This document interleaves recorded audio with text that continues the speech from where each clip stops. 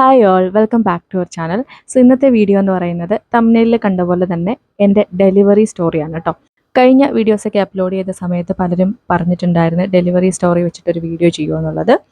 അപ്പോൾ അതുകൊണ്ട് തന്നെ ഇതിൻ്റെ അകത്ത് സ്റ്റഡി റിലേറ്റഡ് ആയിട്ടുള്ള കാര്യങ്ങളോ അല്ലെങ്കിൽ അങ്ങനത്തെ ഒന്നുമില്ല. പിന്നെ അതേപോലെ തന്നെ ഒരു 1 വീക്കിലുള്ള കാര്യമാണ് കേട്ടോ പറയുന്നത്. ഒരു പെർട്ടിക്കുലർ ഡേ മാത്രം എടുത്തല്ല പറയുന്നത്.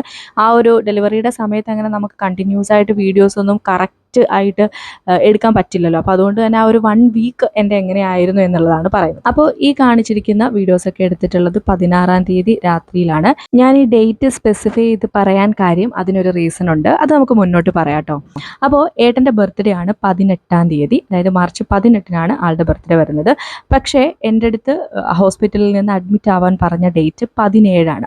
അപ്പോൾ 17 എന്ന് പറയുന്നത് ഒരു സൺഡേ ആണ്. അപ്പോൾ നമ്മൾ 17-ന് പോകുന്നതുകൊണ്ട് പിന്നെ അങ്ങനെ ബർത്ത്ഡേ സെലിബ്രേറ്റ് ചെയ്യാനോ അല്ലെങ്കിൽ ഗിഫ്റ്റ് ഒന്നും കൊടുക്കാൻ പറ്റാത്തത് കൊണ്ടാണ് 16-ാം തീയതി രാത്രിയിൽ ഞാൻ കൊടുക്കുന്നത്. ഓക്കെ, അപ്പോൾ ഞാൻ ശരിക്കും ഏട്ടന് വാങ്ങിച്ച ഗിഫ്റ്റ് ഈ ഒരു പെർഫ്യൂമിൻ്റെ ഈ ഒരു ബോക്സാണ്. ഷർട്ട് കൊടുത്തിരിക്കുന്നത് എൻ്റെ സിസ്റ്ററാണ്. അവൾ പൊതുവെ നമ്മുടെ ബർത്ത്ഡേ അതേപോലെ ഞങ്ങളുടെ വെഡിങ് ആനിവേഴ്സറി എല്ലാത്തിനും സർപ്രൈസ് ആയിട്ട് ഗിഫ്റ്റ് അയക്കും. മാർച്ച് 9-ന് എൻ്റെ ബർത്ത്ഡേ ആയിരുന്നു. അപ്പോൾ ആ സമയത്തും അവളൊരു ഗിഫ്റ്റ് അയച്ചിട്ടുണ്ടായിരുന്നു. അതൊരു മറ്റേണിറ്റി പില്ലയാണ്. പക്ഷേ ആ സമയത്ത് നമ്മൾ വ്ളോഗൊന്നും ചെയ്യാത്തതുകൊണ്ടാണ് അതൊന്നും കാണിക്കാതിരുന്നത്. ഓക്കെ, അപ്പോൾ അങ്ങനെ ഞങ്ങൾ 17-നാണ് അഡ്മിറ്റ് ആവാൻ വേണ്ടിയിട്ട് പോകുന്നത്. രാവിലെ 8 മണിക്കാണ് അവിടെ എത്താൻ പറഞ്ഞിട്ടുള്ളത്. ശരിക്കും പറഞ്ഞാൽ എൻ്റെ EDD അതായത് എക്സ്പെക്റ്റഡ് ഡെലിവറി ഡേറ്റ് എന്ന് പറയുന്നത് ഏപ്രിൽ 1 ആയിരുന്നു. അപ്പം ഞങ്ങൾ മാർച്ച് 10-ന് ഡോക്ടറെ കാണാൻ പോയ സമയത്ത് എന്നോട് പറഞ്ഞു മാർച്ച് 17-ന് അഡ്മിറ്റ് ആവണമെന്ന്. അപ്പോൾ പെട്ടെന്ന് എനിക്ക് കേട്ടപ്പോൾ ഒരു എന്താ പറയുക, അത്രയും പെട്ടെന്ന് ഞാൻ എക്സ്പെക്ട് ചെയ്തിട്ടുണ്ടായിരുന്നില്ല. ഏപ്രിൽ 1 ആയതുകൊണ്ട് സമയമുണ്ടല്ലോ എന്ന് വിചാരിച്ചാണ് ഇരുന്നത്. പക്ഷെ എന്നാലും എനിക്ക് വലിയ ടെൻഷനൊന്നും തോന്നിയില്ല. നോർമലി ഞാൻ പറഞ്ഞു കേട്ടിട്ടുണ്ട്, ഇപ്പോൾ ഫസ്റ്റ് ഡെലിവറി ഒക്കെ ആവുന്ന സമയത്ത് എല്ലാവർക്കും ഒരു ടെൻഷൻ ഉണ്ടാവും. പിന്നെ ഏകദേശം നമുക്ക് എങ്ങനെയാണ് ഡെലിവറിയുടെ കാര്യങ്ങളോ അതിൻ്റെ പെയിനും ഒക്കെ അറിയാവുന്നതുകൊണ്ട് എപ്പോഴും അതിനെപ്പറ്റി ആലോചിച്ച് ഈ ഒരു ലാസ്റ്റ് നമ്മുടെ ഡെലിവറി ഡേറ്റ് എടുക്കുന്ന സമയത്ത് കൂടുതൽ കാര്യങ്ങൾ ചിന്തിച്ചിട്ട് പ്രഷർ കൂടി പെട്ടെന്ന് തന്നെ ഹോസ്പിറ്റലിൽ കൊണ്ടുപോകേണ്ടി വരുന്ന അങ്ങനത്തെ കേസുകളൊക്കെ ഞാൻ പലരും എൻ്റെ കസിൻസും ഒക്കെ പറഞ്ഞ് കേട്ടിട്ടുണ്ട്. പക്ഷേ എൻ്റെ ഒരു കേസിൽ നോക്കുവാണെങ്കിൽ പ്രഗ്നൻ്റ് ആയപ്പോൾ തൊട്ട് ആ ഒരു വൊമിറ്റിങ്ങിൻ്റെ സമയത്ത് അതിൻ്റേതായ ഡിഫിക്കൽട്ടീസ് ഫിസിക്കലി നമ്മൾ കുറച്ച് ഡൗൺ ആണ് എന്നതിനപ്പുറം എനിക്ക് ഒരുപാട് ടെൻഷനൊന്നും ഇല്ലായിരുന്നു. പിന്നെ അവസാന മാസങ്ങളിലേക്ക് 8-9 മാസത്തിലേക്കൊക്കെ വന്നപ്പോഴും ഡെലിവറിയുടെ കാര്യങ്ങൾ ഓർത്ത് എനിക്ക് അത്രയ്ക്കൊരു ടെൻഷനോ ഒന്നും ഉണ്ടായിരുന്നില്ല. പക്ഷെ എനിക്കറിയാം ആ ഒരു പെയിൻ വളരെ ബുദ്ധിമുട്ടാണ്. അതേപോലെ PV ചെയ്യുമ്പോഴുള്ള പെയിൻ അതൊക്കെ എനിക്കറിയാം. എങ്കിലും അധികം ടെൻഷൻ ഉണ്ടായിരുന്നില്ല. അപ്പോൾ ഈ ത്രൂ ഔട്ട് എനിക്ക് ഇത്രയും ടെൻഷൻ ഫ്രീ ആയിട്ട് പോകാൻ പറ്റിയതിൻ്റെ ഒരു കാര്യം എനിക്ക് തോന്നുന്നത് ശരിക്കും ആ സമയത്തും ജോലി ചെയ്തുകൊണ്ടിരുന്നത് എന്നത് തന്നെയാണ്. കാരണം എൻട്രിയിൽ ക്ലാസ്സുകൾ എടുക്കുന്നുണ്ടായിരുന്നു, അഡ്ഹോക്കിൻ്റെ ക്ലാസ്സുകൾ എടുക്കുന്നുണ്ടായിരുന്നു, ഞാൻ പ്രിപ്പയർ ചെയ്യുന്നുണ്ടായിരുന്നു എക്സാമിന് വേണ്ടി. അപ്പോൾ ഇതൊക്കെ കൊണ്ട് നമ്മൾ നല്ല എൻഗേജ്ഡ് ആണ് എപ്പോഴും. കുറച്ച് സമയം പോലും ഈ ഒരു PV ചെയ്യുമ്പോൾ ഇങ്ങനെയാണോ അല്ലെങ്കിൽ ആ സമയത്ത് ഇത്രയും പെയിൻ എടുക്കുമോ എന്ത് ചെയ്യും അങ്ങനെയൊന്നും ചിന്തിച്ചിരിക്കാനുള്ള ഒരു സമയം പോലും ഇല്ലായിരുന്നു. അപ്പോൾ അത് തന്നെയാണ് കേട്ടോ ശരിക്കും പറഞ്ഞാൽ കാരണം. പിന്നെ അതേപോലെ തന്നെ എൻ്റെ ചുറ്റുമുള്ള ആൾക്കാർ, ഇപ്പോൾ ഹസ്ബൻഡ് ആണെങ്കിലും അച്ഛനും അമ്മയും, അതായത് എൻ്റെ അച്ഛനും അമ്മയാണെങ്കിലും ഏട്ടൻ്റെ അച്ഛനും അമ്മയാണെങ്കിലും എല്ലാവരും നമ്മുടെ അടുത്ത് നല്ല സ്നേഹം. പിന്നെ അതിനൊക്കെ അപ്പുറം ഞാൻ നോട്ടീസ് ചെയ്ത കാര്യം, ആ ഒരു പ്രഗ്നൻസിയുടെ സമയത്തും ഒരു കാര്യത്തിൽ അവരെന്നെ ഓവറായിട്ട് നിർബന്ധിച്ചിട്ടില്ല. ഇപ്പം ഞാൻ ക്ലാസ്സുകൾ എടുക്കുന്ന സമയത്താണെങ്കിൽ അവസാന സമയത്തോട് അനുബന്ധിച്ച് എനിക്ക് ഭയങ്കര ബാക്ക് പെയിനൊക്കെ ആയപ്പോഴും ഏട്ടൻ എന്നെ ശരിക്കും ക്ലാസ് നിർത്താൻ പറഞ്ഞ് സ്ഥിരം എന്നോട് പറയുമായിരുന്നു. പക്ഷെ എന്നാലും ഞാനിതിൽ കംഫർട്ടബിൾ ആണ്, എനിക്ക് കുഴപ്പമില്ല, എനിക്ക് ക്ലാസ് എടുക്കുന്നതാണ് കുറച്ചുകൂടെ എനിക്കിഷ്ടം എന്നൊക്കെ പറയുമ്പോഴത്തേക്കും ആൾ അതുമായിട്ട് ഓക്കെ ആവുമായിരുന്നു. അതുപോലെ ഏട്ടൻ്റെ അച്ഛനും അമ്മയാണെങ്കിലും എൻ്റെ അച്ഛനും അമ്മയാണെങ്കിലും എപ്പോഴും ഇങ്ങനെ ക്ലാസ് എടുക്കുന്ന സമയത്ത് നമുക്ക് ബാക്ക് പെയിൻ ഉണ്ടാകുന്നതും ഒരുപാട് നേരം ഇരിക്കുന്നതും ഒക്കെ എനിക്ക് ബുദ്ധിമുട്ടാണല്ലോ എന്നുള്ള രീതിയിൽ അവർ പറയും. പക്ഷേ ഒത്തിരി നമ്മളെ നിർബന്ധിച്ച് ഇത് നിർത്തിയേ മതിയാവൂ അങ്ങനെയൊന്നും നിർബന്ധം പിടിക്കാറില്ലായിരുന്നു. അപ്പോൾ അതുകൊണ്ട് തന്നെ ഞാൻ കുറേ അധികം റിലാക്സ്ഡ് ആയിരുന്നു. പിന്നെ എപ്പോഴും ഏട്ടൻ്റെ അടുത്ത് എന്ത് കാര്യം വളരെ ചെറിയ ആയിട്ട് എനിക്കൊരു വിഷമം തോന്നിയാലും ഞാനത് ഓപ്പണായിട്ട് പറയും. പിന്നെ നമ്മുടെ വീട് ഇത്രയും അടുത്തായതുകൊണ്ട് തന്നെ ഞാൻ 7th മന്ത് ആയപ്പോൾ ഇങ്ങോട്ട് പോന്നിട്ടും ഏട്ടൻ മിക്ക ദിവസവും ഇവിടെ വന്നായിരുന്നു കിടക്കുന്നതൊക്കെ. അപ്പോൾ അതും മെൻ്റലി എനിക്ക് ഒരുപാട് ഗുണം ചെയ്തൊരു കാര്യമാണ്. നമ്മൾ തമ്മിൽ എന്നും കുറേ നേരം സംസാരിച്ചൊക്കെ ഇരുന്ന് അങ്ങനത്തെ ഒരു ടെൻഷനോ ഒന്നും തോന്നാൻ, ഇനിയിപ്പോൾ അഥവാ ഒരു ചെറിയ ടെൻഷൻ തോന്നിയാൽ തന്നെ നമ്മൾ തമ്മിലത് സംസാരിക്കുമ്പോഴത്തേക്കും അത് ഓക്കെ ആവും. ശരിക്കും പറഞ്ഞാൽ എനിക്ക് അപ്പോഴൊക്കെ തോന്നിയിട്ടുണ്ട് ഈ പ്രഗ്നൻസിയുടെ സമയത്ത് ഏത് പെൺകുട്ടികളുടെ കൂടെയും അവരുടെ ഹസ്ബൻഡ് ഉണ്ടാവുന്നത് അവർക്ക് ശരിക്കും ഒരു സപ്പോർട്ട് തന്നെയാണ്. പിന്നെ ഒരുപാട് ഇങ്ങനെ ഓവറായിട്ട് കുറ്റപ്പെടുത്തുന്ന അല്ലെങ്കിൽ അങ്ങനെയുള്ള ഹസ്ബൻഡൊക്കെ മാറി നിൽക്കുന്നതാണ് നല്ലത് എനിക്ക് തോന്നുന്നത്. കാരണം ആ സമയത്ത് നമ്മുടെ ഒരു മെൻ്റൽ ഹെൽത്ത് എന്ന് പറയുന്നത് ഒട്ടും ഓക്കെ അല്ലേ, നമുക്ക് പെട്ടെന്ന് ദേഷ്യം വരും, ഹോർമോണൽ ചേഞ്ചസ് ഒക്കെ ഉള്ളതുകൊണ്ട് ഒരുപാട് മൂഡ് സ്വിങ്സ് ഒക്കെ ഉണ്ടാവും. അപ്പോൾ ആ സമയത്ത് നമ്മൾ ആയിരിക്കും അങ്ങോട്ട് ആദ്യം ദേഷ്യപ്പെടുന്നത്. അപ്പോൾ തിരിച്ചും ദേഷ്യപ്പെടുന്ന ഒരാളാണെങ്കിൽ അത് കൂടുതലും നമ്മുടെ മനസ്സിനെ ബാധിക്കുകയുള്ളൂ. അപ്പോൾ എന്തായാലും 17-ന് രാവിലെ 8 മണിയൊക്കെ ആയപ്പോഴത്തേക്കും ഞങ്ങൾ ഹോസ്പിറ്റലിലെത്തി. ഞാനും അച്ഛനും അമ്മയും പിന്നെ ഏട്ടൻ്റെ അമ്മയായിരുന്നു വന്നിട്ടുണ്ടായിരുന്നത്. അപ്പോൾ അവിടെ എത്തി. അതിനുശേഷം നമ്മൾ ആദ്യം എന്നെ ലേബർ റൂമിലേക്ക് കയറ്റി. അതായത് കുറച്ച് പ്രൊസീജിയേഴ്സൊക്കെ ഉണ്ട് അവിടെ. ഇവർ വെളിയിൽ വെയിറ്റ് ചെയ്യുമായിരുന്നു. ജസ്റ്റ് നമ്മുടെ കുട്ടിയുടെ ഹാർട്ട് ബീറ്റൊക്കെ നോക്കുക, പിന്നെ അതേപോലെ ഒരു ഗ്രാഫ്, കുട്ടിയുടെ അനക്കത്തിൻ്റെ ഗ്രാഫ് എടുക്കുക, അങ്ങനത്തെ കുറച്ച് കാര്യങ്ങളൊക്കെ ഉണ്ട്. അപ്പോൾ അതെല്ലാം കഴിഞ്ഞ് ഒരു 12 മണിയായി തോന്നുന്നു കേട്ടോ നമ്മൾ റൂമിലേക്ക് വന്നപ്പോഴത്തേക്കും. അപ്പോൾ റൂമൊക്കെ ഞാൻ ഇതിൽ കാണിച്ചിട്ടുണ്ട്. ശരിക്കും പറഞ്ഞാൽ ഞാൻ എടുത്ത ക്ലിപ്സ്, അതായത് ഹോസ്പിറ്റലിൽ വെച്ച് എടുത്ത ക്ലിപ്പുകൾ വളരെ കുറവാണ്. അപ്പോൾ അതുകൊണ്ട് തന്നെ ചില ക്ലിപ്പുകളൊക്കെ ഞാൻ 2 തവണയൊക്കെ കാണിക്കുന്നുണ്ട്. ബിക്കോസ് അല്ലെങ്കിൽ നമ്മൾ പറഞ്ഞു വരുമ്പോഴത്തേക്ക് അത്രയും ലെങ്ത് കിട്ടില്ല, അതുകൊണ്ടാണ് കേട്ടോ. അപ്പോൾ സൺഡേ ആയതുകൊണ്ടാണ് ഒട്ടും ആളില്ലാത്തതും ഒരു തിരക്കുമില്ലാതെ കസേരയൊക്കെ ഒഴിഞ്ഞു കിടക്കുന്നത് കാണുന്നത്. സാധാരണ നമ്മൾ ഡോക്ടറെ കൺസൾട്ട് ചെയ്യാൻ പോകുന്ന സമയത്തൊക്കെ ഭയങ്കര തിരക്കാണ്, അവിടെ ഇരിക്കാൻ പോലും ഇട ഉണ്ടാവാറില്ല. അപ്പോൾ ഈ ഹോസ്പിറ്റൽ എന്ന് പറയുന്നത് കാരിത്താസ് ഹോസ്പിറ്റലാണ്. അതായത് കോട്ടയം ജില്ലയിലെ തെള്ളകം എന്ന് പറയുന്ന സ്ഥലത്താണ് ഹോസ്പിറ്റൽ ഉള്ളത്. പിന്നെ ഇവിടെ ഞാൻ കാണുന്ന ഗൈനക്കോളജിസ്റ്റ് ഡോക്ടർ ഹരീഷ് ചന്ദ്രനാണ്. അപ്പോൾ അന്ന് 17th വേറെ വലിയ പരിപാടികളൊന്നും ഇല്ലായിരുന്നു. നമ്മൾ റൂമിൽ പോയി പിന്നെ കുറച്ച് നേരം റെസ്റ്റ് ചെയ്തു. അതിനുശേഷം നമ്മുടെ വണ്ടി പാർക്ക് ചെയ്ത സ്ഥലത്തേക്ക് ഞങ്ങളൊന്ന് വന്നതാണ്. കാരണം വീട്ടിൽ നിന്ന് കൊണ്ടുവന്ന എല്ലാ സാധനങ്ങളും നമ്മൾ എടുത്തിട്ടുണ്ടായിരുന്നില്ല. റൂമിലേക്ക് പോകുമ്പോഴത്തേക്കും കുറേ അധികം സാധനങ്ങൾ എടുത്തു, പക്ഷെ കുറച്ചുകൂടെ വണ്ടിയിലിരിപ്പുണ്ടായിരുന്നു. അപ്പോൾ അതുകൂടെ എടുക്കാൻ വേണ്ടിയിട്ട് നമ്മൾ പോയതാണ്. അപ്പോൾ ഞാനും ഏട്ടനൂടെയാണ് പോയത്. അമ്മ രണ്ടുപേരും റൂമിലുണ്ട്. ഞാനൊന്ന് നടക്കാമെന്നും കൂടി വിചാരിച്ചിട്ടാണ് അപ്പോൾ അങ്ങനെ പോയത്. അപ്പോൾ അങ്ങനെ പോയിട്ട് പിന്നെ അന്നത്തെ വേറെ വീഡിയോസൊന്നും ഞാൻ എടുത്തിട്ടില്ല കേട്ടോ. പിന്നെ പിറ്റേ ദിവസം, അതായത് 18th ഞാൻ പറഞ്ഞല്ലോ അന്നാണ് ഏട്ടൻ്റെ ബർത്ത്ഡേ. അപ്പോൾ 18th എനിക്ക് ഫസ്റ്റ് പെയിൻ വരാൻ മരുന്ന് വെക്കുന്നത്. അപ്പോൾ മോർണിംഗ് ഒരു 4:30 ആയപ്പോഴത്തേക്കും തന്നെ നമ്മൾ കുളിച്ച് റെഡിയായിട്ട് നിന്നു. പിന്നെ അവർ റൂമിൽ വന്നിട്ട് ഹാർട്ട് ബീറ്റും കാര്യങ്ങളൊക്കെ നോക്കിയിട്ട് ഒരു 5 മണിയോട് കൂടിയിട്ട് എന്നെ ലേബർ റൂമിലേക്ക് വിട്ടു. അപ്പോൾ ലേബർ റൂമിൽ ചെന്നിട്ട് ഒരു 6 മണി ആയ സമയത്താണ് തോന്നുന്നത് എൻ്റെ ഫസ്റ്റ് PV ചെയ്യുന്നത്. പെയിൻ ഉണ്ടായിരുന്നു എന്ന് ചോദിച്ചാൽ പെയിൻ ഉണ്ടായിരുന്നു. പെയിൻ അല്ല, നമുക്ക് ആ ഒരു PV ചെയ്ത് കഴിയുമ്പോഴത്തേക്കും എനിക്ക് കുറച്ച് ബ്ലീഡിങ് ഉണ്ടായിട്ട് ഭയങ്കര ഒരു ഡിസ്കംഫർട്ടാണ് പിന്നെ നമ്മൾ നടക്കുമ്പോഴും കിടക്കുമ്പോഴും ഒക്കെ. അപ്പോൾ അങ്ങനെ രാവിലെയൊക്കെ ആയിട്ടും എനിക്ക് അത്രയ്ക്കൊരു പെയിൻ ഒന്നും തോന്നിയില്ല. ഇടയ്ക്ക് ഇങ്ങനെ ചെറിയൊരു വയറുവേദനയൊക്കെ പോലെ തോന്നിയിട്ട് അങ്ങ് പോകും. പിന്നെ അതിനുശേഷം 10 മണിയാകുമ്പോഴത്തേക്കും ഒരു മെഡിസിനൂടെ തന്നു പെയിൻ ഉണ്ടാവാനുള്ള. അങ്ങനെ 2 മെഡിസിനാണ് അന്നേ ദിവസം നമുക്ക് തരുന്നത്. അപ്പോൾ ഇങ്ങനെ ഈ 2 മെഡിസിൻ തന്നിട്ടും, അതായത് ഏർലി മോർണിംഗ് ഒന്ന് തരും, പിന്നെ അതേപോലെ തന്നെ 10 മണിയൊക്കെ ആകുമ്പോഴത്തേക്കും ഒന്നുകൂടെ മെഡിസിൻ തരും. അപ്പോൾ ഈ 2 മെഡിസിനിൽ നമുക്ക് പെയിൻ വന്നില്ലെങ്കിൽ പിന്നെ അന്നേ ദിവസം വേറെ മെഡിസിൻ ഒന്നും തരില്ല, നമുക്ക് റൂമിൽ പോവാം ഒരു മണി ആവുന്നതോട് കൂടി. അപ്പോൾ ഈ 10 മണിക്ക് എനിക്ക് മെഡിസിൻ തന്നിട്ട് എനിക്ക് 10 മണി കഴിഞ്ഞിട്ടൊരു 11-11:30 തൊട്ട് എനിക്ക് ചെറിയ രീതിയിൽ പെയിൻ വരാൻ തുടങ്ങി. പക്ഷേ ഈ ഒരു പെയിൻ എന്ന് പറയുന്നത് നമ്മുടെ പീരിയഡ്സ് ആകുമ്പോഴത്തേക്കൊക്കെ വരുന്നൊരു പെയിൻ ഉണ്ടല്ലോ. ഞാൻ പല വീഡിയോസിലും പറഞ്ഞിട്ടുണ്ട്, എനിക്ക് പീരിയഡ്സിന് ഭയങ്കര പെയിനാണ്. അപ്പോൾ ഏകദേശം ആ ഒരു പെയിനോട് സിമിലർ ആണ്. അപ്പോൾ അതുകൊണ്ട് തന്നെ ഇതത്ര ഒരു ലേബർ പെയിൻ എന്നുള്ള രീതിയിൽ ഞാനും ചിന്തിച്ചില്ല. പിന്നെ അതെനിക്ക് സഹിക്കാൻ പറ്റുന്ന ഒരു രീതിയിലും ആയിരുന്നു. അപ്പോൾ അങ്ങനെ ഒരു മണി വരെ വെയിറ്റ് ചെയ്തപ്പോഴും അങ്ങനെ കൺസിസ്റ്റൻ്റ് ആയിട്ട് ഈ പെയിൻ നിൽക്കുന്നില്ല, വരുന്നു പോകുന്നു, അങ്ങനെ ഒരു രീതിയിലായിരുന്നു. അങ്ങനെ 1 മണി ആയപ്പോഴത്തേക്കും പെയിൻ അത്ര കാര്യമായിട്ട് പ്രോഗ്രസ് ചെയ്യാത്തതുകൊണ്ട് അവരെന്നെ റൂമിലേക്ക് വിട്ടു. പക്ഷേ റൂമിൽ ചെന്നപ്പോൾ തൊട്ട് എൻ്റെ പെയിൻ്റെ ഒരു ഇൻറ്റൻസിറ്റി കൂടാൻ തുടങ്ങി. പക്ഷേ അപ്പോഴും ഞാൻ വിചാരിക്കുന്നില്ല ഇത് ലേബർ പെയിൻ ആണ്. കാരണം എനിക്ക് പീരിയഡ്സിൻ്റെ പെയിൻ്റെ സമയത്ത് ഞാൻ ഇതുപോലെ ഭയങ്കരമായിട്ട് ബുദ്ധിമുട്ടാറുള്ളതാണ്. പിന്നെ അതേപോലെ തന്നെ PV വീണ്ടും ചെയ്യുമല്ലോ, പെയിനാന്ന് പറഞ്ഞാൽ വീണ്ടും PV ചെയ്യുമല്ലോ എന്നുള്ളത് എൻ്റെ മനസ്സിൽ മറ്റൊരു പേടിയായിരുന്നു. അപ്പോൾ അങ്ങനെ എനിക്ക് നല്ല രീതിയിൽ പെയിൻ വരാൻ തുടങ്ങി. എൻ്റെ പെയിൻ കണ്ടിട്ട് അമ്മ ഭയങ്കര സങ്കടം, അമ്മ കരച്ചിൽ, പിന്നെ ഏട്ടന് ഭയങ്കര വിഷമം. അപ്പം ഞാൻ അതിനിടയ്ക്ക് ഏട്ടനോട് പറയുന്നുണ്ട്, ഏട്ടാ എനിക്ക് പെയിൻ ഭയങ്കര ബുദ്ധിമുട്ടായപ്പോൾ ഭയങ്കരമായിട്ട് പെയിൻ ആയപ്പോൾ ഞാൻ പറഞ്ഞു എനിക്ക് പറ്റുമെന്ന് തോന്നുന്നില്ല, എന്നെ ഒന്ന് സിസേറിയൻ ചെയ്യാൻ ഡോക്ടറോട് പറയാം. അപ്പം ഏട്ടൻ ഭയങ്കരമായിട്ട് എൻ്റെ വിഷമം കണ്ടിട്ട് ആകെ തകർന്നിരിക്കും. അപ്പോൾ ഏട്ടനോട് ഞാനിപ്പോൾ തന്നെ പറയട്ടെ ഡോക്ടറിനോട് പോയി എന്നുള്ള രീതിയായിരുന്നു. പക്ഷെ അമ്മ അപ്പോൾ എൻ്റെ അടുത്ത് പറഞ്ഞു അത് കുഴപ്പമില്ല, നമുക്ക് നോക്കാം. ഇവരിപ്പം 17th മെഡിസിൻ 18th മെഡിസിൻ തരും, പിന്നെ 19th 20th ഈ 3 ദിവസവും മെഡിസിൻ തന്നിട്ട് നമുക്ക് പെയിൻ വന്ന് നമ്മുടെ നോർമൽ ഡെലിവറി നടന്നില്ലെങ്കിൽ മാത്രമേ അവർ അടുത്ത 21st സിസേറിയനിലേക്ക് പോകും. അങ്ങനെയാണ് പൊതുവെ അവിടുത്തെ ഒരു രീതി. കാര്യം ഒരു പ്രൈവറ്റ് ഹോസ്പിറ്റലാണെന്ന് പറഞ്ഞാൽ ഒരു മാക്സിമം നോർമൽ ഡെലിവറിക്ക് വേണ്ടിയിട്ട് ട്രൈ ചെയ്യാറുണ്ട്. അപ്പോൾ അങ്ങനെ നല്ല പെയിനാണ് ആ സമയത്തൊക്കെ, ഒരു വൈകുന്നേരം വരെ നല്ല പെയിനാണ്. പിന്നെ നമ്മുടെ റൂമിലായതുകൊണ്ട് തന്നെ അമ്മയും ഏട്ടനും പിന്നെ എൻ്റെ ചുറ്റും വന്നിട്ടുണ്ടായിരുന്നു. അതേപോലെ ഏട്ടൻ്റെ അമ്മയോട് ഇവരെല്ലാവരും എൻ്റെ ചുറ്റിനും ഇരുന്ന് കാല് തിരുമണ്, അതേപോലെ കൈ തിരുമുന്നു, അങ്ങനെ മൊത്തത്തിൽ ഇങ്ങനെ ഇവർ തിരുമിക്കൊണ്ടൊക്കെ ഇരിക്കുന്നതുകൊണ്ട് നമുക്ക് ഒരു ആശ്വാസമൊക്കെ ഉണ്ടായിരുന്നു. അപ്പോൾ ഇത്രയും പെയിനൊക്കെ കൂടിയപ്പോഴത്തേക്കും അവിടെ നമ്മുടെ തൊട്ടടുത്ത് നഴ്സിംഗ് സ്റ്റേഷനുണ്ട്. അപ്പോൾ അവിടുന്ന് അമ്മ ചെന്നിട്ട് ഒരു നേഴ്സിനെ വിളിച്ചുകൊണ്ട് വന്ന് പുള്ളിക്കാരി വന്ന് നോക്കിക്കഴിഞ്ഞിട്ട് പറഞ്ഞു അത്ര കൺസിസ്റ്റൻ്റ് ആയിട്ട് പെയിൻ ഇല്ല, സോ ലേബർ പെയിൻ ആവാൻ വഴിയില്ല എന്നൊക്കെ പറഞ്ഞിട്ട് പോയി. പക്ഷെ അപ്പോഴും എൻ്റെ മനസ്സിൽ ഇത് ലേബർ പെയിൻ ആണ് എന്നുള്ളൊരു തോന്നൽ വരാൻ തുടങ്ങി. കാരണം എനിക്ക് കൺസിസ്റ്റൻ്റ് പെയിൻ വരുന്നുണ്ടായിരുന്നു. പിന്നെ നമ്മുടെ ആ ഒരു ലാസ്റ്റ് മന്ത്, പ്രഗ്നൻസിയുടെ ലാസ്റ്റ് മന്തൊക്കെ ആയപ്പോഴത്തേക്ക് ഞാൻ യൂട്യൂബിലൊക്കെ വീഡിയോസൊക്കെ കണ്ട് എങ്ങനെ നമുക്ക് labour pain, false labour pain ഒക്കെ തിരിച്ചറിയാം എന്നൊക്കെ പറഞ്ഞ വീഡിയോസൊക്കെ കണ്ടിട്ടുണ്ടായിരുന്നു. പക്ഷേ ഈ നേഴ്സ് ഇങ്ങനെ പറയുകയും ചെയ്തു.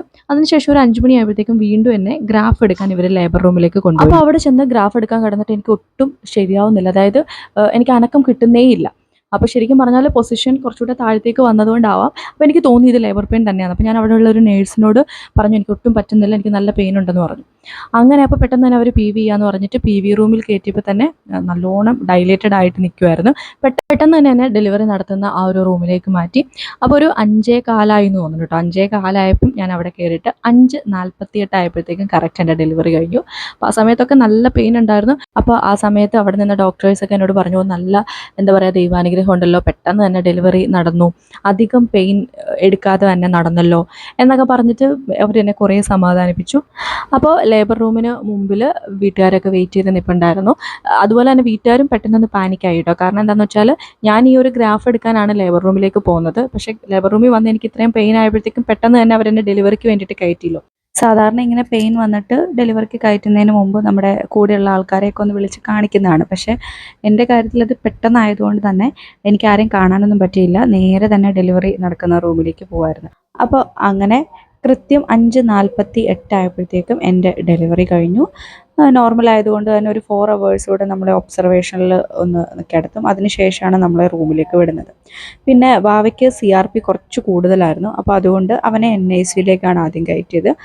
അത് ഡോക്ടർ പറഞ്ഞത് ഈ ഒരു പ്രഗ്നൻസിയുടെ ലാസ്റ്റ് സമയത്ത് എനിക്ക് എന്തെങ്കിലും പനി അങ്ങനെയുള്ള കാര്യങ്ങളൊക്കെ ഉണ്ടായിട്ടുണ്ടെങ്കിൽ അതിൽ നിന്നൊരു ഇൻഫെക്ഷൻ കിട്ടിയതായിരിക്കും എന്ന് പറഞ്ഞു. പക്ഷേ എനിക്കങ്ങനെ പ്രത്യക്ഷത്തിൽ നമ്മുടെ 9th മന്തിലൊന്നും അങ്ങനെ വലിയ പനി കാര്യങ്ങളൊന്നും ഇല്ലായിരുന്നു. പക്ഷേ എനിക്കൊരു 9th മന്ത് സ്റ്റാർട്ടിങ് തൊട്ട് നല്ല ഹെഡേക്ക് ഉണ്ടായിരുന്നു ഇടയ്ക്കിടയ്ക്ക്. അപ്പം ഞാൻ ഒരു തവണ അത് ഡോക്ടറിൻ്റെ അടുത്ത് കാണാൻ ചെന്നപ്പോഴത്തേക്കും പറഞ്ഞിരുന്നു. അപ്പോൾ എനിക്കൊരു മെഡിസിനും തന്നിട്ടുണ്ടായിരുന്നു. പക്ഷേ അത് ഞാൻ അങ്ങനെ 1-2 വട്ടം മറ്റോ കഴിച്ചിട്ടുള്ളൂ. കാരണം വീട്ടിൽ വന്നതിന് ശേഷം അങ്ങനെ കൺസിസ്റ്റൻ്റ് ആയിട്ട് തലവേദന ഉണ്ടായിരുന്നില്ല, ഇടയ്ക്ക് മാത്രമേ ഉണ്ടാവുന്നു. അപ്പോൾ ഞാൻ വിചാരിച്ചു നമ്മൾ ഒരുപാട് നേരം ഇരുന്ന് ക്ലാസ് ഒക്കെ എടുത്ത് സ്ക്രീനിന് മുന്നിൽ ഒത്തിരി നേരം ഇരിക്കുന്നത് കൊണ്ടായിരിക്കും എന്നൊക്കെ വിചാരിച്ചു. അപ്പോൾ മേ ബി വല്ല പനിയുടെയൊക്കെ ഭാഗമായിട്ടുണ്ടായ ഒരു തലവേദന ആയിരിക്കും അത്. അപ്പോൾ അതിൽ നിന്നായിരിക്കാം മേ ബി ഈ ഒരു ഇൻഫെക്ഷൻ കിട്ടിയത് എന്നൊക്കെ ഡോക്ടർ പറഞ്ഞു. പിന്നെ അതിനുശേഷം NICUയിൽ നിന്ന് അവനെ നമുക്ക് റൂമിലേക്കൊക്കെ കിട്ടി. സത്യം പറഞ്ഞാൽ പ്രഗ്നൻസി സമയത്തേക്കാളും ഏറ്റവും എനിക്ക് ഫിസിക്കലി ബുദ്ധിമുട്ട് തോന്നിയത് ഈ ഒരു ഡെലിവറി കഴിഞ്ഞിട്ടുള്ള ആ ഒരു ഇനീഷ്യൽ കുറച്ച് ദിവസങ്ങളാണ് കേട്ടോ. അത് ശരിക്കും ഫിസിക്കലി മെൻ്റലി ഒക്കെ നമ്മളാകെ തളർന്നു പോകുന്ന ഒരു സമയമായിരുന്നു. അപ്പോൾ അതിനെപ്പറ്റിയൊക്കെ ഞാൻ ഡീറ്റെയിൽ ആയിട്ട് വീഡിയോ ചെയ്യാം. എൻ്റെ ഒരു പോസ്റ്റ് പാർട്ടം ഡേയ്സ് എങ്ങനെയാണെന്നുള്ളതിനെപ്പറ്റി എന്തായാലും ഒരു വീഡിയോ ചെയ്യാനിരിക്കുകയാണ്. അപ്പോൾ ഇനി ഞാൻ എടുത്തിട്ടുള്ള വീഡിയോസ് എന്ന് പറയുന്നത് നമ്മുടെ ഡിസ്ചാർജായി പോകുന്ന അന്നത്തെയാണ് കേട്ടോ. അപ്പോൾ ഈ ഒരു ബേബി ബെഡ് ശരിക്കും പറഞ്ഞാൽ എൻ്റെ മാമൻ്റെ മോളുണ്ട്, മേഘന എന്ന് പറഞ്ഞിട്ട്, ഞാൻ ഫോട്ടോഷൂട്ടിന് പോയ വീഡിയോയിലൊക്കെ കാണിച്ചിട്ടുണ്ട് അവളെ. അപ്പോൾ അവൾ വാങ്ങിച്ചാണ് കേട്ടോ, അവന് വേണ്ടിയിട്ട് അവൾ വാങ്ങിച്ചുകൊണ്ട് വന്നതാണ്. അപ്പോൾ നമ്മൾ ട്രാവൽ ചെയ്യുന്ന സമയത്ത് അവനെ ഈ ഒരു ബെഡിൽ വെച്ചിട്ടാണ് കൊണ്ടുപോകുന്നത്. അപ്പോൾ അവനും അത് നല്ല കംഫർട്ടബിളാണ്, ആൾ നല്ലോണം അതിൽ കിടന്ന് ഉറങ്ങുകയൊക്കെ ചെയ്തോളും. അപ്പോൾ ഒരു കാര്യം പറയാൻ വിട്ടുപോയി, അതായത് ഇതിലേറ്റവും ഹൈലൈറ്റ് ആയിട്ടുള്ള കാര്യം അതാണ്. അപ്പോൾ എൻ്റെ ഡെലിവറി നടന്നത് 18-നാണ്. അതായത് ഞാൻ പറഞ്ഞല്ലോ 17-ന് അഡ്മിറ്റായി, 18-നാണ് ഡെലിവറി നടന്നത്. അപ്പോൾ ആ ഒരു ദിവസത്തിൻ്റെ പ്രത്യേകത ഞാൻ ആദ്യമേ തന്നെ പറഞ്ഞിരുന്നു. അതായത് ഏട്ടൻ്റെ ബർത്ത്ഡേ ആണ് 18-ന്. അപ്പോൾ അവൻ ജനിച്ചത് 18-നാണ്. അപ്പോൾ 2 പേരും ഇനി സെയിം ഡേറ്റിലാണ് വരുന്നത്. അപ്പോൾ അത് തന്നെ ഭയങ്കര ഒരു സർപ്രൈസിങ് ആയിരുന്നു കേട്ടോ. ഏട്ടനത് ഭയങ്കര സന്തോഷമായിരുന്നു. ഏട്ടൻ അങ്ങനെ ഒരു ആഗ്രഹം ഉണ്ടായിരുന്നു, ലൈക്ക് 18-നാണ് ആളുടെ ബർത്ത്ഡേ, അപ്പോൾ അതുകൊണ്ട് 18-ന് ഡെലിവറി നടക്കുമായിരുന്നെങ്കിൽ എന്ന് ചെറിയൊരു ആഗ്രഹം ഉണ്ടായിരുന്നു. അപ്പോൾ എന്തായാലും അതും നടന്നു. സോ ഞങ്ങളുടെ 3 പേരുടെയും ബർത്ത് ഡേറ്റ് വരുന്നത് മാർച്ച് മാസത്തിലാണ്. ഞാൻ March 9, അവർ 2 പേരും March 18-ന്. അപ്പോൾ അത് ഭയങ്കര സർപ്രൈസിങ് ആയിരുന്നു, ഭയങ്കര സന്തോഷമുള്ളൊരു കാര്യം തന്നെയായിരുന്നു കേട്ടോ. പിന്നെ അതേപോലെ നമുക്ക് അവിടുന്ന് ഒരു പ്ലാന്റ് തന്നിട്ടുണ്ടായിരുന്നു. അപ്പോൾ അവിടെ ഇങ്ങനെ എല്ലാ ന്യൂ ബോൺസിനും ഇതേപോലെ പല പ്ലാന്റ്സ് ഒക്കെ കൊടുക്കാറുണ്ട്. അപ്പോൾ നമുക്കും കിട്ടിയിട്ടുണ്ടായിരുന്നു. ഇത് സപ്പോർട്ടയാണ്. പിന്നെ അതേപോലെ അവന് കുറേ ഉടുപ്പുകളും ഹിമാലയയുടെ കുറേ ബേബി പ്രോഡക്ട്സും ഒക്കെ കിട്ടിയിട്ടുണ്ടായിരുന്നു. അപ്പോൾ അതെല്ലാം കൂടി ഞാനൊന്ന് അടുക്കി ഒക്കെ വെച്ചു. കാരണം എന്താണെന്ന് വെച്ചാൽ നമ്മുടെ വണ്ടി പാർക്ക് ചെയ്തിരിക്കുന്നിടത്തേക്ക് കുറച്ച് നടക്കാനുണ്ട്. അപ്പോൾ ഇതിങ്ങനെ പല പല കൂടുതലാവുമ്പോഴത്തേക്ക് നമുക്ക് ഒത്തിരി ലഗേജ് എടുത്തുകൊണ്ട് പോകാനുണ്ടാവുമല്ലോ. അതെല്ലാം ജസ്റ്റ് ഒന്ന് അടുക്കി എല്ലാം ഒന്ന് സെറ്റ് ചെയ്ത് വെച്ചു. പിന്നെ ബാക്കി ഞങ്ങളുടെ സാധനങ്ങളൊക്കെ എടുത്ത് പാക്ക് ചെയ്ത്, ഇത് കണ്ടോ കുറേ ഉണ്ടായിരുന്നു കേട്ടോ നമ്മൾ കൊണ്ടുവന്ന സാധനങ്ങളും. പിന്നെ കാണാൻ വന്നവരെല്ലാവരും തന്നെ ഡ്രസ്സ്, പിന്നെ അങ്ങനത്തെ കുറേ പ്രോഡക്ട്സ്, ബേബി പ്രോഡക്ട്സ് ഒക്കെ കൊണ്ടുവന്നുകൊണ്ട് തിരിച്ച് വീട്ടിലേക്ക് പോന്നപ്പോൾ അങ്ങോട്ട് പോയതിനേക്കാളും ലഗേജ് കൂടുതലുണ്ടായിരുന്നു. അപ്പോൾ അങ്ങനെ ഞങ്ങളിത് വീട്ടിലേക്ക് പോരുവാണ്. അപ്പോൾ വീട്ടിലേക്ക് കൊണ്ടുവരാൻ വേണ്ടിയിട്ട് ചേട്ടായി വന്നിട്ടുണ്ടായിരുന്നു, അതായത് അമ്മയുടെ ആങ്ങളയുടെ മോനുണ്ട് ചേട്ടായിയും കൂടെ വന്നിട്ടുണ്ടായിരുന്നു. നമ്മൾ 2 കാറിനായിട്ടായിരുന്നു പോകുന്നത്. ഞങ്ങളുടെ കാറിൽ ലഗേജും സാധനങ്ങളൊക്കെ വെച്ചു. പിന്നെ ചേട്ടായി കാറുമായിട്ട് വന്നിട്ട് അതിലായിരുന്നു ഞാനും കൊച്ചും അമ്മയൊക്കെ പോകുന്നത്. അത് കുറച്ചുകൂടെ ട്രാവൽ ചെയ്യാൻ കുറച്ചുകൂടെ നല്ലൊരു കാർ അതാണ്. അപ്പോൾ അങ്ങനെ അവിടുന്ന് ഡിസ്ചാർജ് ചെയ്ത് വീട്ടിലെത്തിയപ്പോഴത്തേക്കും ഏകദേശം ഒരു 5 മണി കഴിഞ്ഞിട്ടുണ്ടായിരുന്നു. വീട്ടിലെത്തിയപ്പോൾ ഏറ്റവും ബുദ്ധിമുട്ടായിട്ട് എനിക്ക് തോന്നിയത് ചൂടാണ്. ഈ ഒരു സമയം കൂടെ ആയതുകൊണ്ട്, ഈ ഒരു മാർച്ച് ഏപ്രിൽ മാസത്തിലൊക്കെ നല്ല ചൂടുണ്ട്. പിന്നെ അതുകൂടാതെ നമ്മൾ ഈ ഹോസ്പിറ്റലിൽ ഉണ്ടായിരുന്ന ഡേയ്സ് അവിടുത്തെ റൂമിൽ നല്ല തണുപ്പുള്ള റൂമായിരുന്നു. അതേപോലെ കാറിൽ നമ്മളിങ്ങോട്ടേക്ക് പോകുന്ന വഴിക്കും AC ഒക്കെ ഇട്ട് പോകുന്നതുകൊണ്ട് നല്ല തണുപ്പായിരുന്നു. പക്ഷേ വീട്ടിലേക്ക് എത്തിക്കഴിഞ്ഞപ്പോഴത്തേക്കും നല്ല ചൂട്. പൊതുവേ നമ്മുടെ വീടിൻ്റെ ഏരിയയിൽ ഇച്ചിരി ചൂട് കൂടുതലുമാണ്. അപ്പോൾ വാവയാണെങ്കിലും എങ്ങനെ അതുമായിട്ട് അഡ്ജസ്റ്റഡ് ആവും എന്നുള്ള ഒരു പ്രശ്നം നമുക്കുണ്ടായിരുന്നു. അപ്പോൾ ആദ്യത്തെ 1-2 ദിവസം അവനും ഭയങ്കര ബുദ്ധിമുട്ടായിരുന്നു കേട്ടോ അത്. അപ്പോൾ അങ്ങനെ വീട്ടിലെത്തി കഴിഞ്ഞപ്പോഴത്തേക്കും നമ്മുടെ മാളു വന്നിട്ടുണ്ടായിരുന്നു. ഞാൻ എൻ്റെ വീഡിയോസിലൊക്കെ ഇടയ്ക്ക് പറയാറും കാണിക്കാറും ഒക്കെ ഉണ്ടല്ലോ. ലഗേജും കാര്യങ്ങളും ഒക്കെ ഒന്ന് സെറ്റ് ചെയ്ത് വെക്കാൻ ഹെൽപ്പ് ചെയ്തത് അവളായിരുന്നു കേട്ടോ. ശരിക്കും ഹെൽപ്പ് ചെയ്ത ആൾക്കാരെ പറ്റി പറയുമ്പോൾ എനിക്ക് നന്ദി പറയാൻ തോന്നുന്ന അങ്ങനത്തെ കുറച്ച് ആൾക്കാരുണ്ട് കേട്ടോ എൻ്റെ ലൈഫിൽ. അതിൽ ഏറ്റവും ഫസ്റ്റ് പറയാനുള്ളത് എൻ്റെ ഹസ്ബൻഡിനോടും അമ്മയോടുമാണ്. കാരണം അവരുടെ 2 പേരുടെ ഒരു സപ്പോർട്ട് എന്ന് പറയുന്നത് എൻ്റെ ലൈഫിൽ അത് നമുക്ക് വാക്കുകളിലൂടെ ഇങ്ങനെ പറയാൻ പറ്റില്ല. എന്നെ ഹോസ്പിറ്റലിൽ അഡ്മിറ്റ് ചെയ്തിട്ട് ഡിസ്ചാർജ് ആക്കുന്ന ആ ഒരു ദിവസം വരെ ഏട്ടൻ എൻ്റെ കൂടെ ഉണ്ടായിരുന്നു. ആള് ഡ്യൂട്ടിക്കൊന്നും പോയില്ല, ലീവ് എടുത്തിട്ട് ഉണ്ടായിരുന്നു. പിന്നെ അമ്മ ഓഫ് കോഴ്സ് എപ്പോഴും നമ്മുടെ കൂടെ ഉണ്ടാവുമല്ലോ, നമ്മുടെ ഏത് പ്രശ്നങ്ങളിലൊക്കെ ഉണ്ടാവുന്ന ഒരാളാണല്ലോ. പിന്നെ അതേപോലെ മേഘന ഒരു ദിവസം ഹോസ്പിറ്റലിൽ വന്നു നിന്നിട്ടുണ്ടായിരുന്നു. അമ്മയുടെ അനിയത്തിയുണ്ട് ചിറ്റ വന്നു നിന്നിട്ടുണ്ടായിരുന്നു. അതേപോലെ ഏട്ടൻ്റെ അമ്മ 2-3 ദിവസം ഹോസ്പിറ്റലിലുണ്ടായിരുന്നു. പിന്നെ നമ്മൾ ഡിസ്ചാർജായി വീട്ടിലേക്ക് വന്ന സമയത്തും 2-3 ദിവസം മേഘനയും മാളും ഒക്കെ കൂടെ ഉണ്ടായിരുന്നു. അപ്പോൾ നമുക്ക് ഏറ്റവും ബുദ്ധിമുട്ടുള്ള സമയമാണ് അത്. കാരണം ആ ഒരു ഇനീഷ്യൽ പോസ്റ്റ്മോർട്ടം ഡേയ്സ് എന്ന് പറയുന്നത് ഫിസിക്കലി നമുക്ക് ഭയങ്കര ബുദ്ധിമുട്ടുകളാണ്. എനിക്കാണെങ്കിൽ നിപ്പിൾ ക്രാക്ക് ഉണ്ടായിരുന്നു, സ്റ്റിച്ചിൻ്റെ പെയിൻ ഉണ്ടായിരുന്നു. അപ്പം അങ്ങനെ നമ്മൾ ആകെ മടുത്ത്, പിന്നെ ഉറക്കമില്ലായ്മ എല്ലാം കൂടെ നമ്മൾ വേറൊരു അവസ്ഥയിലാണല്ലോ. അപ്പോൾ വാവ കരയുന്ന സമയത്താണെങ്കിലും എടുത്തുകൊണ്ട് നടക്കുന്നത് മാളും മേഘനയൊക്കെ ആയിരുന്നു. അപ്പോൾ മാളു തന്നെയാണ് കേട്ടോ ഈ ഒരു അവന് കിട്ടിയ ഡ്രസ്സെല്ലാം വെച്ചിട്ട് ഫോട്ടോയൊക്കെ എടുത്ത് പിന്നെ അതെല്ലാം ഓരോ പ്രോഡക്റ്റ്സൊക്കെ അറേഞ്ച് ചെയ്ത് വെച്ചു. അതേപോലെ ഈ ചെറിയ ഉടുപ്പുകളൊക്കെ ഒന്ന് കഴുകിയിട്ട് യൂസ് ചെയ്യാമെന്ന് വെച്ചാൽ അതെല്ലാം എടുത്ത് മാറ്റി വെച്ചു. അപ്പോൾ അങ്ങനെ ആ സമയത്ത് ഞാൻ വെറുതെ ജസ്റ്റ് അവിടെ പോയിരുന്ന ഒരു വീഡിയോ മാത്രമേ എടുത്തുള്ളൂ കേട്ടോ. അവളാണ് എല്ലാം ചെയ്തത്. ഇത് ശരിക്കും നമ്മൾ ഹോസ്പിറ്റലിൽ നിന്ന് ഡിസ്ചാർജായി പോരുന്നതിന് മുമ്പ് അവിടെ കാണാൻ വന്നവരും ഒക്കെ കൊണ്ടുവന്ന സാധനങ്ങളാണ് കേട്ടോ. ഇനി വീട്ടിലേക്ക് വന്നിട്ടാണെങ്കിലും ഒരുപാട് ഉടുപ്പുകളും ഒരുപാട് ഗിഫ്റ്റുകൾ കാര്യങ്ങളൊക്കെ കിട്ടിയിട്ടോ. അതൊക്കെ നമ്മൾ ഇനി വഴിയെ ഓരോ വീഡിയോസിലൊക്കെ കാണിച്ചു തരാം.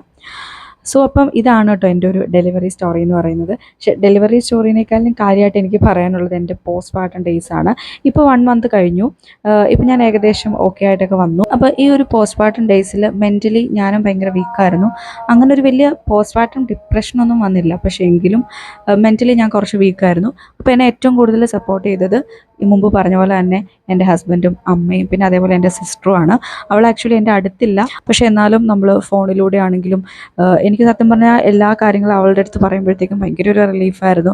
അവൾ എപ്പോഴും ഇങ്ങനെ നമ്മളെ സംസാരിച്ച് നമ്മളെ ഓക്കെ ആക്കിക്കൊണ്ടിരിക്കും. പിന്നെ അതേപോലെ എൻ്റെ ഫ്രണ്ട്സൊക്കെ ആണെങ്കിലും എന്നോട് ഫസ്റ്റ് എൻ്റെ ഫ്രണ്ട്സൊക്കെ, എൻ്റെ ക്ലോസ് ഫ്രണ്ട്സ് അല്ല, എൻ്റെ ബെസ്റ്റ് ഫ്രണ്ട്സൊക്കെ എന്നോട് ചോദിച്ചത് നീ ഓക്കെ ആണോ എന്നുള്ള ഒരു ക്വസ്റ്റ്യൻ ആയിരുന്നു. അപ്പോൾ നമ്മളെ അങ്ങനെ നന്നായിട്ട് സ്നേഹിക്കുന്ന അല്ലെങ്കിൽ നമ്മളെ അതേപോലെ കെയർ ചെയ്യുന്ന ഒരു ഗ്രൂപ്പ് ഓഫ് ആൾക്കാർ എൻ്റെ ലൈഫിലുണ്ട്. ശരിക്കും പറഞ്ഞാൽ എൻ്റെ ജീവിതത്തിൻ്റെ ഏറ്റവും വലിയ അനുഗ്രഹം അത്തരം മനുഷ്യർ തന്നെയാണെന്ന് ഞാൻ എപ്പോഴും ഓർക്കാറുണ്ട്. അങ്ങനെയുള്ള കുറച്ച് പേർ എൻ്റെ ലൈഫിലുള്ളതുകൊണ്ടാണ് ഞാൻ പല പ്രശ്നങ്ങളെയും ഓവർകം ചെയ്യുന്നത്, അല്ലെങ്കിൽ എൻ്റെ മെൻ്റൽ ഹെൽത്ത് ഇത്രയും ഓക്കെ ആയിട്ട് പോകും. നമുക്ക് എന്തെങ്കിലും ഒരു വിഷമം തോന്നിക്കഴിഞ്ഞാൽ പറയാൻ അങ്ങനെ കുറച്ച് ആൾക്കാരുണ്ടാവും എന്നുള്ളത് അത് ഭയങ്കര ഒരു അനുഗ്രഹം തന്നെയാണ്.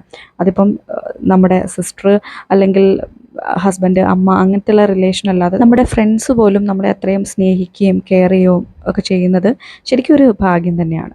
പിന്നെ അതുകൂടാതെ എൻ്റെ റിലേറ്റീവ്സ് ആണെങ്കിലും കസിൻസ് ആണെങ്കിലും ഒക്കെ നമ്മളെ സപ്പോർട്ട് ചെയ്ത് ഒരുപാട് പേരുണ്ട് കേട്ടോ. ഫോർ എക്സാമ്പിൾ ഞാനിപ്പോൾ ഹോസ്പിറ്റലിൽ വെച്ചുണ്ടായ ചെറിയൊരു സംഭവം പറയാം. അതായത് എൻ്റെ ഡെലിവറി കഴിഞ്ഞ സമയത്ത് നമ്മളെ കാണാനിങ്ങനെ എല്ലാവരും വരുമല്ലോ. അപ്പോൾ ആ സമയത്ത് അപ്പു വന്നിട്ടുണ്ടായിരുന്നു. ഞാൻ പറഞ്ഞിട്ടില്ല, എൻ്റെ ഒരു കസിനാണ്, അമ്മയുടെ ആങ്ങളയുടെ മോനാണ്. അപ്പോൾ അവനും നമ്മളെല്ലാവരോടും ഇരുന്ന് സംസാരിക്കുന്ന സമയത്ത് അമ്മ അച്ഛൻ്റെ അടുത്ത് പറഞ്ഞു, അതായത് അച്ഛൻ ഡെയിലി അങ്ങനെ വന്ന് അവിടെ നിൽക്കുന്നില്ല, ഒരു ദിവസം മാത്രമാണ് നൈറ്റ് അച്ഛൻ ഹോസ്പിറ്റലിൽ ഉണ്ടായിരുന്നത്, ബാക്കിയൊക്കെ ദിവസങ്ങളിൽ അച്ഛൻ വീട്ടിലേക്ക് വന്നും പോയാണ് നിൽക്കുന്നത്. അപ്പോൾ അമ്മ ഇങ്ങനെ പറഞ്ഞു, നമ്മുടെ പാല് വീട്ടിൽ കൊണ്ടുവരാറുണ്ട് എല്ലാ ദിവസവും. അപ്പോൾ ആ പാല് നമ്മളില്ലാത്ത ദിവസമാണെങ്കിൽ വെറുതെ അവിടെ ഇരുന്ന് അത്രയും നമ്മൾ യൂസ് ചെയ്യില്ലല്ലോ, വെറുതെ അവിടെ ഇരുന്നത് കേടായി പോകാറാണ് പതിവ്. സോ അതുകൊണ്ട് ഇനി അച്ഛൻ വരുമ്പോഴത്തേക്കും ആ പാല് എനിക്ക് കാച്ചിക്കൊണ്ട് പോരുക എന്നുള്ള രീതിയിൽ അമ്മ അച്ഛൻ്റെ അടുത്ത് പറഞ്ഞു. അപ്പോൾ ഡെലിവറി കഴിഞ്ഞിരിക്കുന്ന സമയമാണല്ലോ, പാല് കുടിക്കുന്നത് നമുക്ക് ബ്രസ്റ്റ് മിൽക്ക് ഉണ്ടാവാനും ഒക്കെ നല്ലതാണല്ലോ എന്ന് വിചാരിച്ചിട്ട്. അപ്പോൾ ഇത് കേട്ടപ്പോൾ തന്നെ അവനിങ്ങനെ പറഞ്ഞു, അതായത് അത്രയും ദൂരത്തു നിന്ന് കൊണ്ടുവരേണ്ട ചേച്ചി, അത് കുഴപ്പമില്ല, ഞാൻ കൊണ്ടുതരാം എന്നുള്ള രീതിക്ക്. അപ്പോൾ അമ്മ പറഞ്ഞത് വേണ്ട, അത്ര നിർബന്ധമല്ല, വെറുതെ അതിരുന്ന് കേടായി പോകണ്ടല്ലോ എന്ന് പറഞ്ഞിട്ട് പറഞ്ഞതാണ്. പക്ഷേ അത് നമ്മൾ പറഞ്ഞു വിട്ട് പിറ്റേ ദിവസം രാവിലെ 7 മണിയായപ്പോഴത്തേക്കും നമ്മുടെ റൂമിന് ഫ്രണ്ടിൽ ഒരു ഫ്ലാസ്കിൽ പാല് കാച്ചിക്കൊണ്ട് അവൻ വന്ന് നിൽക്കുകയാണ്. അതായത് എൻ്റെ അമ്മ വീടെന്ന് പറഞ്ഞാൽ കല്ലറയാണ്. കല്ലറയിൽ നിന്ന് ഈ കാരിത്താസ് ഹോസ്പിറ്റലിലേക്ക് ഏകദേശം ഒരു 15 കിലോമീറ്റർ ഉണ്ട്, അതായത് ഒരു അരമണിക്കൂർ എടുക്കും. അപ്പോൾ ഞാൻ പിന്നെ ഡെലിവറി കഴിഞ്ഞിട്ട് അവിടുന്ന് ഡിസ്ചാർജായി പോരുന്നത് വരെ ഡെയിലി രാവിലെ അവൻ ഇതേപോലെ ഒരു ഫ്ലാസ്കിൽ പാൽ കൊണ്ട് തരും. അപ്പോൾ അവനത് വീട്ടിൽ ചെന്ന് മാമിയുടെ അടുത്ത് പറഞ്ഞ് അവിടെ കൊണ്ടുവരുന്ന പാല് ആണ് ഇങ്ങനെ കാച്ചിക്കൊണ്ട് വരുന്നത്. അപ്പോൾ ഈ റിലേഷൻസിനൊന്നും യാതൊരുവിധ വാല്യൂ ഇല്ലാത്ത ഇന്നത്തെ കാലത്ത് നമുക്ക് വേണ്ടി അത്രയും എഫോർട്ട് എടുക്കുന്ന ആൾക്കാരുണ്ടാവുക എന്ന് പറയുന്നത് അതൊരു ലക്ക് തന്നെയാണ്. പിന്നെ മാമനാണെങ്കിലും അമ്മയുടെ ഏറ്റവും ഇളയ ആങ്ങളുണ്ട്. ശരിക്കും പറഞ്ഞാൽ എൻ്റെ പ്രഗ്നൻസിയുടെ ആദ്യ സമയം തൊട്ട് ഇപ്പം എൻ്റെ ഡെലിവറി കഴിഞ്ഞിട്ട് ഞാൻ ഇരിക്കുവാണെങ്കിൽ പോലും അവിടെ മാമന് പാടമൊക്കെ ഉണ്ട്.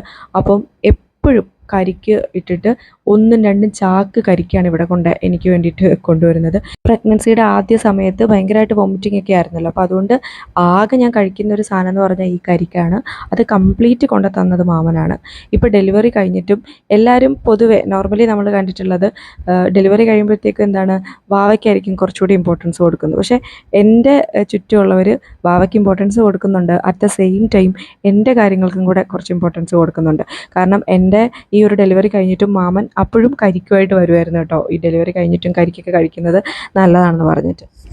അപ്പോൾ അങ്ങനെ നമ്മളെ ഭയങ്കര സിൻസിയറായിട്ട് നമ്മളെ സ്നേഹിക്കുന്ന, വളരെ സിൻസിയറായിട്ട് നമുക്ക് വേണ്ടി നിലകൊള്ളുന്ന കുറച്ച് ആൾക്കാർ എൻ്റെ ലൈഫിലുണ്ട്. എനിക്കും അതുപോലെയാണ് കേട്ടോ. തിരിച്ച് അവരോടും ഞാൻ എപ്പോഴും അവരെ ഹോൾഡ് ചെയ്ത് പിടിക്കാനേ ശ്രമിക്കാറുള്ളൂ. സത്യം പറഞ്ഞാൽ ഇങ്ങനെ പേരെടുത്ത് പറയാനാണെങ്കിൽ കുറച്ചധികം ആളുകളുണ്ട്. അതേപോലെ തന്നെ എൻ്റെ മറ്റൊരു കസിനുണ്ട്, ഉണ്ണിമായ. ആൾ എനിക്ക് മുമ്പ് പ്രഗ്നൻ്റ് ആയി ഇപ്പോൾ ഡെലിവറിയൊക്കെ കഴിഞ്ഞ് ഒരു 7 മന്തുള്ള ഒരു ബേബി ഉണ്ട്. അപ്പോൾ അവളായിരുന്നു ശരിക്കും എൻ്റെ പ്രഗ്നൻസിയുടെ സ്റ്റാർട്ടിങ് ടൈം തൊട്ട് എനിക്ക് എല്ലാ കാര്യങ്ങളും പറഞ്ഞു തന്നത്. അതായത് നമുക്ക് ഓരോ സമയത്ത് ഓരോരോ ഡൗട്ട്സ് തോന്നുമല്ലോ, അതെല്ലാം ഞാൻ അവളുടെ അടുത്തായിരുന്നു ചോദിക്കുന്നത്. ആൾ ആ കാര്യത്തിലൊക്കെ എക്സ്പീരിയൻസ്ഡ് ആയതുകൊണ്ട് കുറേ കാര്യങ്ങൾ പറഞ്ഞു തന്നിട്ടുണ്ട്. ആഫ്റ്റർ ഡെലിവറിയും ഇപ്പോഴും ഒക്കെ ആ ഒരു കണക്ഷൻ ഞാൻ മെയിൻറ്റെയിൻ ചെയ്യുന്നുണ്ട്. അപ്പോൾ അവളോടൊക്കെ ഞാൻ ഒരുപാട് താങ്ക്ഫുള്ളാണ്. പിന്നെ അതേപോലെ എൻ്റെ ചേച്ചിയുണ്ട്, അമ്മയുടെ ആങ്ങളയുടെ മോളാണ് മനോമി ചേച്ചി. ചേച്ചിയും ഇതുപോലെ തന്നെ എപ്പോഴും എൻ്റെ കാര്യങ്ങൾ അന്വേഷിക്കാനൊക്കെ ഞാൻ പ്രഗ്നൻ്റ് ആയ സമയം തൊട്ട് വിളിക്കുമായിരുന്നു, ഓരോ കാര്യങ്ങൾ പറഞ്ഞു തരുമായിരുന്നു. ആക്ച്വലി ചേച്ചി സജസ്റ്റ് ചെയ്ത ഡോക്ടറാണ് കേട്ടോ ഈ ഹരീഷ് ഡോക്ടർ. ചേച്ചിയുടെ ആദ്യത്തെ ഡെലിവറിയും രണ്ടാമത്തെ ഡെലിവറിയും ഒക്കെ ഡോക്ടറായിരുന്നു. അതെല്ലാം നോർമൽ ഡെലിവറി തന്നെയായിരുന്നു. അപ്പോൾ ചേച്ചിയാണ് ശരിക്കും അമ്മോ ഈ ഡോക്ടറെ കാണിക്കുക, നല്ല ഡോക്ടറാണ്, മാക്സിമം നോർമലിന് വേണ്ടിയിട്ട് ട്രൈ ചെയ്യത്തുള്ളൂ, അങ്ങനെയൊക്കെ പറഞ്ഞ് ശരിക്കും ചേച്ചി കാരണമാണ് നമ്മൾ ഇവിടെ പോകാനായിട്ടുള്ള കാരണം. അപ്പോൾ അത് പറഞ്ഞപ്പോഴാണ് ഞാൻ ഒരു കാര്യം പറയാൻ വിട്ടുപോയത് ഓർക്കുന്നത്. അതായത് ഞാൻ പറഞ്ഞല്ലോ എൻ്റെ ഡെലിവറി നോർമൽ ഡെലിവറിയാണ്. പക്ഷേ ഞാൻ അങ്ങനെ ഈ ഒരു ലാസ്റ്റ് 9th മന്തൊക്കെ ആയ സമയത്ത് ഒരുപാട് എക്സസൈസ് ചെയ്യുമോ അല്ലെങ്കിൽ ഒരുപാട് ഇങ്ങനെ കഷ്ടപ്പാടുള്ള ജോലികൾ ചെയ്യുമോ അങ്ങനെ ഒന്നും ചെയ്തിട്ടില്ല കേട്ടോ. നമ്മുടെ പണ്ടത്തേക്കുള്ള ഒരു കോൺസെപ്റ്റ് വെച്ച് നോക്കിക്കഴിഞ്ഞാൽ ഈ ഒരു ഡെലിവറിയോട് അടുക്കുന്ന സമയത്ത് ഇതേപോലെ ഗർഭിണികൾ മുറ്റടിക്കണം, ഭയങ്കരമായിട്ട് ജോലികൾ ചെയ്യണം എന്നൊക്കെ പല ആൾക്കാരും പറഞ്ഞ് ഞാൻ കേട്ടിട്ടുണ്ട്. പക്ഷേ എന്നെ സംബന്ധിച്ചിടത്തോളം ഞാൻ അങ്ങനെയൊന്നും ചെയ്തിട്ടുണ്ടായിരുന്നില്ല. ആകെ ക്ലാസ്സുകൾ എടുക്കുമായിരുന്നു. ക്ലാസ്സുകൾ എടുക്കാൻ വേണ്ടി കുറച്ചധികം നേരമൊക്കെ ഇരിക്കേണ്ടി വന്നിട്ടുണ്ട്. അപ്പോൾ അതുകൊണ്ട് തന്നെ നടക്കാറുണ്ടായിരുന്നു അത്യാവശ്യം. എന്ന് വെച്ചാൽ ഒരുപാട് സമയമൊന്നുമല്ല, ഒരു 10-15 മിനിറ്റൊക്കെ ചിലപ്പോൾ പഠിച്ചുകൊണ്ടൊക്കെ നടക്കുന്ന സമയത്ത് അങ്ങനെയൊക്കെ നടക്കാറുണ്ടായിരുന്നു. അതല്ലാതെ വലിയ വലിയ എക്സസൈസുകളൊന്നും ഞാൻ ചെയ്തിട്ടില്ല. ലാസ്റ്റ് മന്തൊക്കെ ആയ സമയത്ത് ഞാൻ ഡോക്ടറിൻ്റെ അടുത്തും ചോദിച്ചിട്ടുണ്ടായിരുന്നു എക്സസൈസ് ചെയ്യണമെന്ന്. ആളും പ്രത്യേകിച്ച് അങ്ങനെ എക്സസൈസ് ഒന്നും പറഞ്ഞില്ല. സോ എപ്പോഴും നിങ്ങൾ പല ആൾക്കാർ പറയുന്നത് കേൾക്കാതെ നിങ്ങളുടെ ഡോക്ടർ എന്താണോ പറയുന്നത് അത് അനുസരിച്ച് പോവുക. ഞാൻ എൻ്റെ പ്രഗ്നൻസി ടൈം തൊട്ടേ അങ്ങനെയാണ്. കാരണം ആ ഒരു സമയം തൊട്ടേ നമ്മുടെ അടുത്ത് പല രീതിയിലുള്ള ഉപദേശങ്ങളും നിർദ്ദേശങ്ങളും ഒക്കെ തരുന്ന ആൾക്കാരുണ്ട്. അത് ഏറ്റവും കൂടുതലായിട്ട് നമ്മൾ കണ്ടുവരുന്നത് ആഫ്റ്റർ ഡെലിവറിയാണ് കേട്ടോ. അപ്പോൾ ഇങ്ങനെ കുറേ അഭിപ്രായങ്ങളും കാര്യങ്ങളും ഒക്കെ കേൾക്കുന്ന സമയത്തും നമ്മൾ നമ്മുടെ ഡോക്ടർ പറയുന്നത് പ്രോപ്പറായിട്ട് അനുസരിച്ച്, അല്ലെങ്കിൽ ഇങ്ങനത്തെയുള്ള ഡൗട്ട്സ് നമ്മുടെ ഡോക്ടറോട് തന്നെ ചോദിച്ച് ക്ലിയർ ചെയ്ത് പോവുക. ഞാനിപ്പോൾ ചെയ്തുകൊണ്ടിരിക്കുന്ന ഒരു കാര്യമാണ് അതാണ് കേട്ടോ. ഈ പറയുന്നവരുമായിട്ട് ഇഷ്യൂസ് ഉണ്ടാക്കാനോ ഒന്നും പോകില്ല, പക്ഷെ നമ്മുടെ ഡൗട്ട്സ് നമ്മൾ ഡോക്ടറോട് ചോദിച്ച് ആ രീതിയിൽ ക്ലിയർ ചെയ്ത് പോകും. അപ്പോൾ അതൊക്കെ അതിൻ്റെ കുറേ കാര്യങ്ങളൊക്കെ എനിക്ക് എൻ്റെ പോസ്റ്റ് പാർട്ടം ഡേയ്സിനെ പറ്റിയിട്ടുള്ള വീഡിയോയിൽ പറയാനുണ്ട് കേട്ടോ. സോ അപ്പോൾ ഇത്രയൊക്കെയാണ് എൻ്റെ ഒരു ഡെലിവറി സ്റ്റോറി, അതുമായിട്ട് ബന്ധപ്പെട്ട കാര്യങ്ങളൊക്കെ പറയാനുള്ളത്. അപ്പോൾ ഇനി പഴയ പോലെ വ്ളോഗ്സൊക്കെ ഇട്ട് തുടങ്ങണം എന്നാണ് വിചാരിക്കുന്നത്. പുതിയൊരു ആളൂടെ നമ്മുടെ ലൈഫിലുള്ളത് കൊണ്ട് എല്ലാം ഒന്ന് അഡ്ജസ്റ്റ് ആയിട്ട് വരുന്നേ ഉള്ളൂ. എല്ലാം കൂടി മാനേജ് ചെയ്യാൻ പലപ്പോഴും ഡിഫിക്കൽട്ടീസ് ഒക്കെ തോന്നിയിട്ടുണ്ട്. ഇനിയിപ്പോൾ ക്ലാസ്സുകളും ഒക്കെ സ്റ്റാർട്ട് ചെയ്തിട്ടുണ്ടെങ്കിൽ കുറച്ചുകൂടെയൊക്കെ ബുദ്ധിമുട്ടാവും. പക്ഷെ എന്നാലും ലൈഫിലെ ഈ ഒരു ഫേസ് ഞാൻ നന്നായിട്ട് എൻജോയ് ചെയ്യാനും ശ്രമിക്കാറുണ്ട്. അപ്പോൾ നമുക്ക് അടുത്തൊരു വീഡിയോയിൽ കാണാം. Thank you for watching.